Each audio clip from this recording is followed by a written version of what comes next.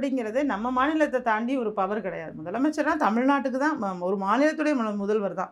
அது வேறு மாநிலம்.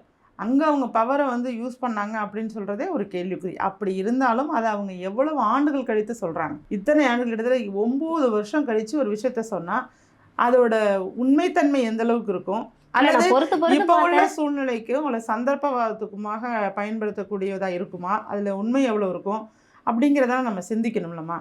நம்ம சாதாரணமாக ஒருத்தவங்க சொல்கிறது எல்லாமே உண்மை அப்படின்னு சொன்னால் யார் வேணாலும் என்ன வேணாலும் சொல்லிட்டு போகலாம். அந்த ஸ்டேட்மெண்ட் அவ்வளோ சாதாரண ஸ்டேட்மெண்ட் இல்லை. நான் இப்போ இருந்திருக்கவே மாட்டேன் அப்படின்னா இல்லைம்மா, அந்த ஸ்டேட்மெண்ட் சாதாரணமான ஸ்டேட்மெண்ட் இல்லைம்மா. அவ்வளோ பெரிய ஸ்டேட்மெண்ட்டை 9 வருஷம் கழிச்சு சொல்லியிருக்காங்கல்ல.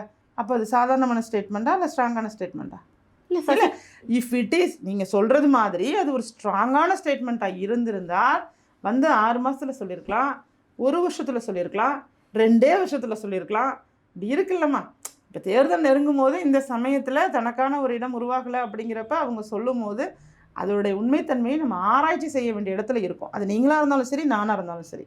நான் அவங்க பொய் சொல்லிட்டாங்கன்னு சொல்லலை. ஆனால் அது ஏன் 9 வருஷத்துக்கு முன்னாடி சொல்லலை? நீங்கள் தான் சொன்னீங்க அது சாதாரண ஸ்டேட்மெண்ட் இல்லைன்னு. ஒரு சாதாரண ஸ்டேட்மெண்ட்டை ஆற போட்டு சொல்லலாமா? பழமொழியே சொல்லுவாங்க, ஆறுன கஞ்சி பழங்கஞ்சி. இது வந்து சாதாரண ஒரு பழமொழி கிடையாது. இதிலெல்லாம் ஒரு ஆழ்ந்த அர்த்தம் இருக்குது.